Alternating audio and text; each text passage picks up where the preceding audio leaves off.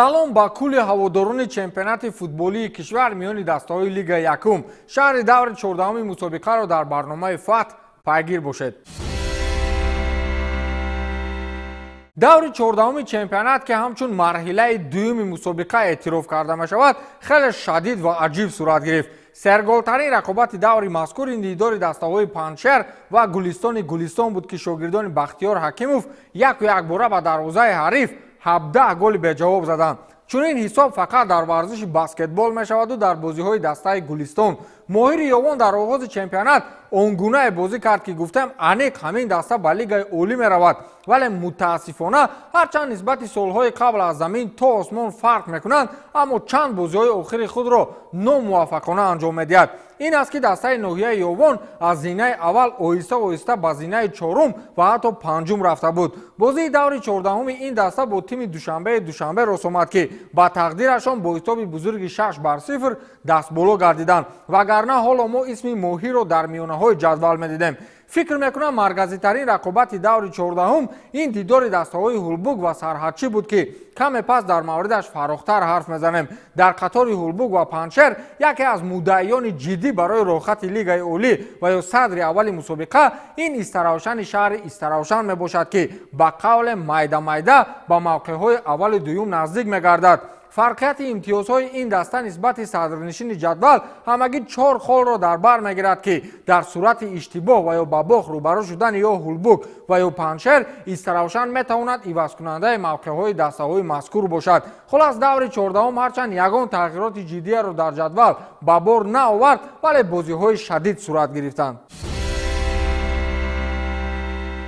гуфтем ки марказитарин рақобати даври 14-уми чемпионат ин дидори дастаҳои Ҳулбуг ва Сарҳадчӣ буд, чун дастаи Сарҳадчӣ дар миёнаҳои мавсим якбора зуҳур кард ва бо шикастҳои пайҳами ҳарифон аз таххонаи ҷадвал ба мавқеъҳои мобайнӣ рафт. махсусан баъди таваққуфи якмоҳаи равзанаи трансферӣ дастаи мазкур ҳатто ба мавқеъи шашум рафта буд.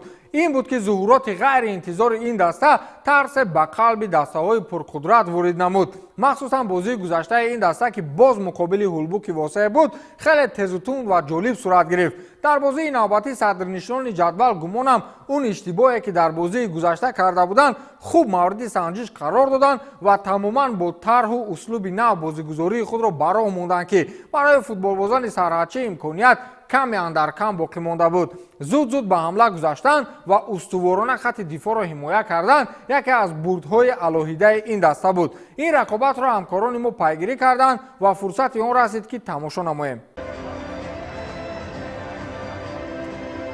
дар доираи даври 14-уми чемпионати Тоҷикистон оид ба футбол байни дастаҳои лигаи якум дастаи Ҳулбуги ноҳияи восеъ дар майдони худ дастаи Сарҳадчӣ ноҳияи Ҳамадониро қабул намуд. баъди садо додани суруди миллӣ маросими қадршиносии беҳтарин футболбоз ва мураббии лигаи якум дар моҳи июл баргузор шуд ки ба беҳтарин футболбоз Ҳасан Рустамов ва беҳтарин мураббӣ Ҷурахон Мирзоев аз дастаи Ҳулбуги ноҳияи восеъ ҷоизаҳои лигаи футболи Тоҷикистон тақдим карда шуд. ёдрас мешавем ки дар бозии охирини марҳилаи якуми чемпионати Тоҷикистон байни дастаҳои лигаи якум дастаи Ҳулбуг дар сафар бо дастаи Сарҳадчӣ майдондорӣ намуда буд ки дар як бозии сахту сангин дастаи Ҳулбуг бо ҳисоби 2-1 ғолиб омад. дар бозии имрӯза бошад соҳибони майдон дастаи Ҳулбуг аллакай аз дақиқаҳои аввали майдондорӣ саъитараш дар дақиқаи сеюм бо голи задаи Сафаралӣ Каримов дар ҳисоби бозӣ ба пеш баромад. дар дақиқаи 27-уми бозӣ бошад баъди созмон додани аксулҳуҷум футболбозони соҳибони майдон ба задани зарбаи ҷаримавии 11 метра даст ёфтанд ки баъди аз пой афтонидани рақиб довари марказӣ ба дарвозаи Сарҳадчӣ зарбаи пеналтӣ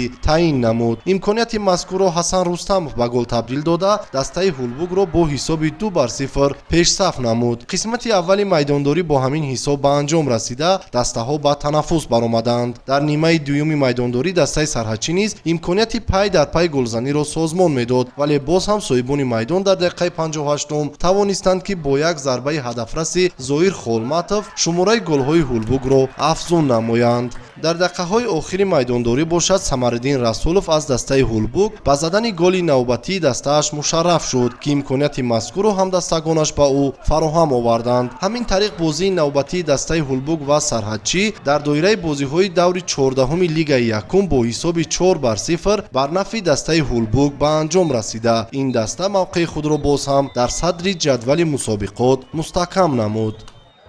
худи бозӣ рафти бозӣ идораи тӯб аз ҳарду тараф гӯем як хел буд, вале маҳорати ҳулбук нисбат ба дастаи мо хубтар буд ва дастаи ҳулбук тавонист ки фурсатҳое дошт ки тӯбро вориди дарвоза кунад. Дар қисми якум аллакай 2-0 мо аз майдон баромадем ва ҳамин натиҷа дар қисми дуюм низ такрор шуд.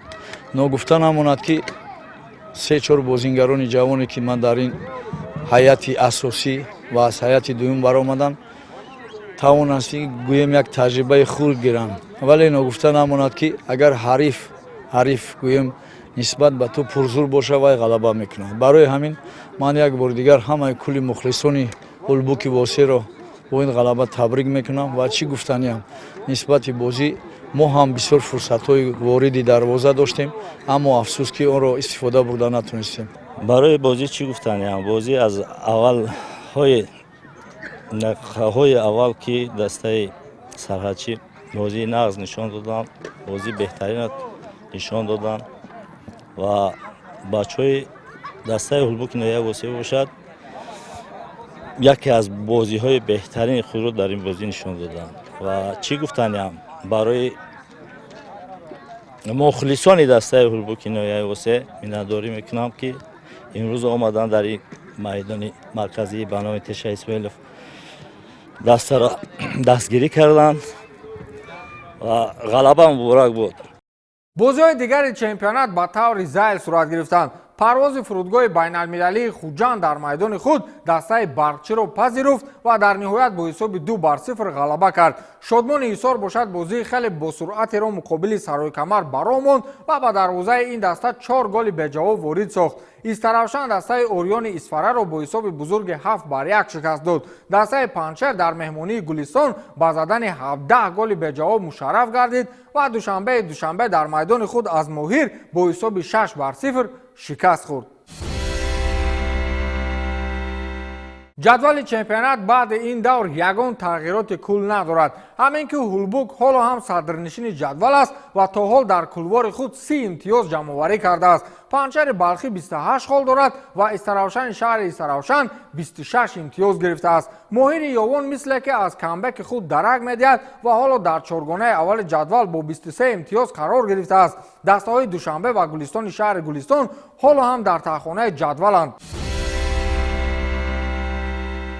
бозиҳои даври оянда яъне даври 15-ум ин хел сурат мегиранд. дастаи орион дар майдони худ имкон дорад гулистонро голборон намояд. моҳир бошад дар хонаи худ бо истаравшан вомехӯрад ва инро бозии марказии давр унвон доданд ки арзанда ҳам аст. сароикамар душанберо интизор аст ва барчӣ бошад бо шодмони ҳисор вомехӯрад. сарҳадчиро зарур аст боз як имтиҳони ҷиддиеро дар вохӯрӣ бо парвоз пушти сар намояд.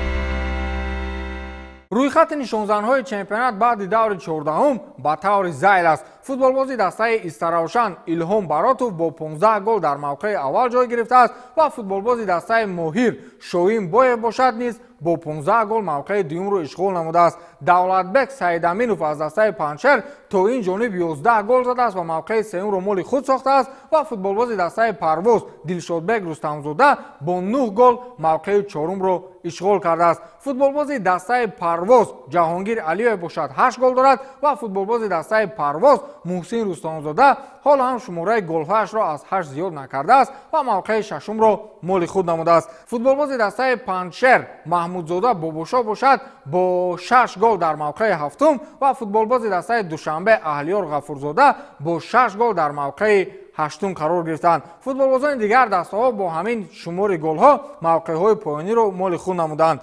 ин барномаи фат буд ки шаҳри даври 14-уми чемпионати футболии Тоҷикистон миёни дастаҳои Лигаи Якумро Фирдавси Хурсанд барои шумо шарҳи тавзеъ дод. то барномаи дигар шоду саломат бошед. хайр.